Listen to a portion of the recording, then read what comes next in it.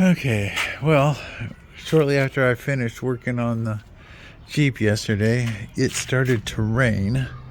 You can see that everything's pretty wet still.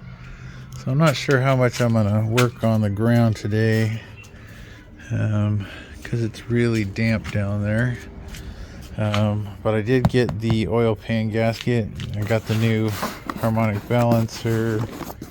Maybe if I could open it. Somewhere. There we go. Alright, there's a new balancer. I did get this pan cleaned up pretty good. It's a lot better than it was, so there's not a bunch of nasty grease oil buildup in all the corners, so be a little easier to work with. It's still not 100%, but you know, it's a Jeep. I'm not too worried about it. So what I need to do is get the bolt out of the crank right there, and I need to get some motor oil and lube up this so that it doesn't tear up the seal. When it first starts up, we don't want it too dry. It'll eat it and then it'll leak like a sieve, but everything else is on and tightened up, so we're good. I even tightened up the pulley there for the water pump. Again, I'm going to an electric fan, so I don't need the big ass fan on there anymore. So that part's done.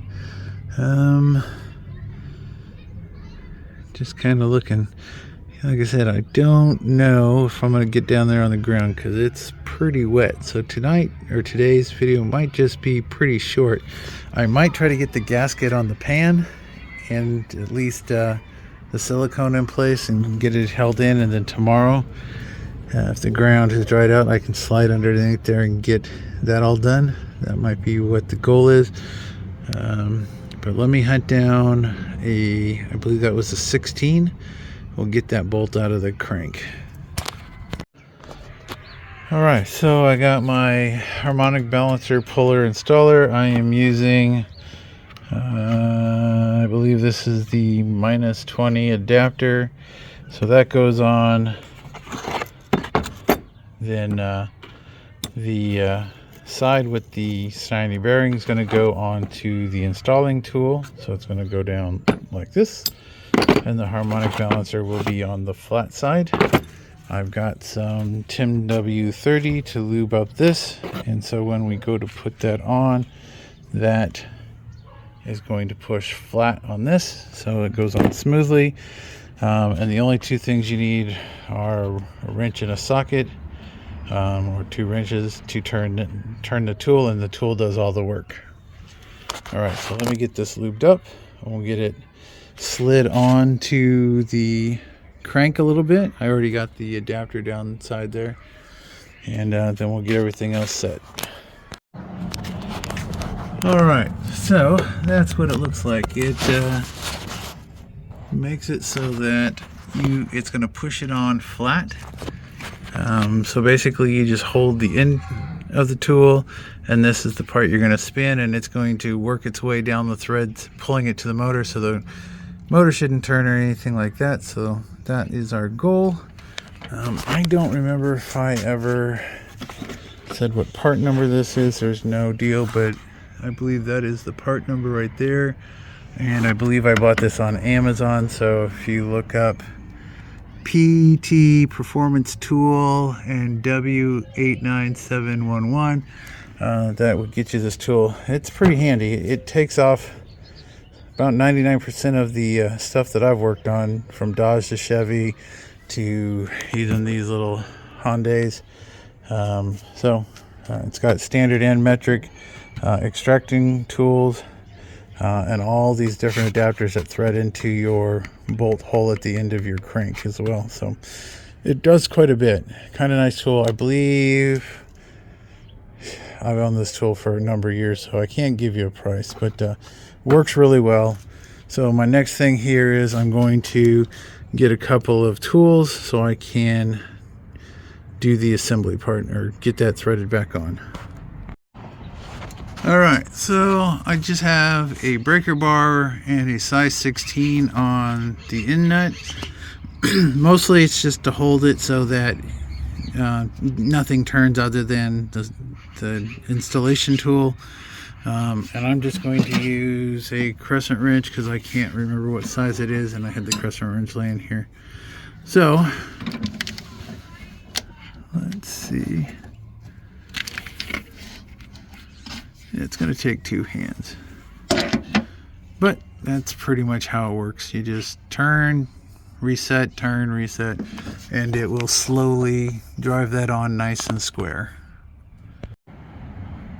Alright, let's see if I can make this work.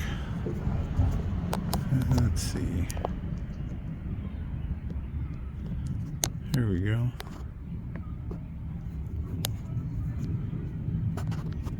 Alright.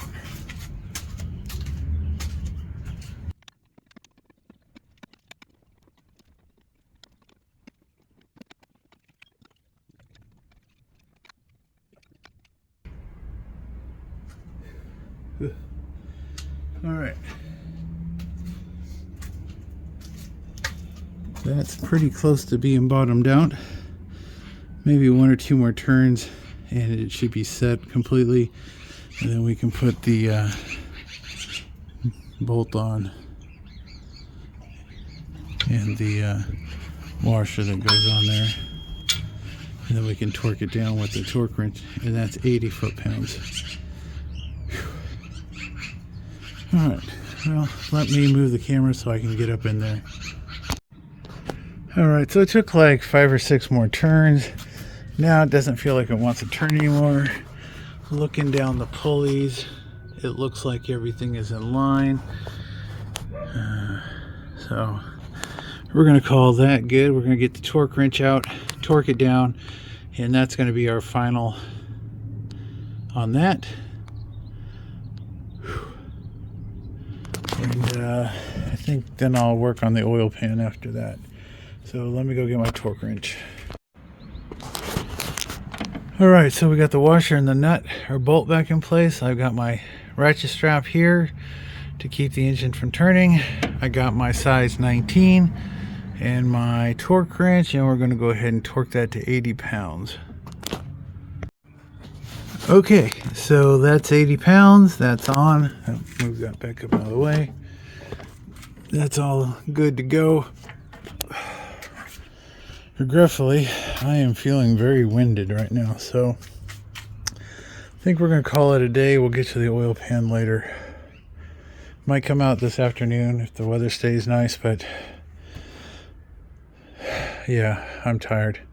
So thanks for watching, and we'll pick it up either tomorrow or later today, depending on the weather.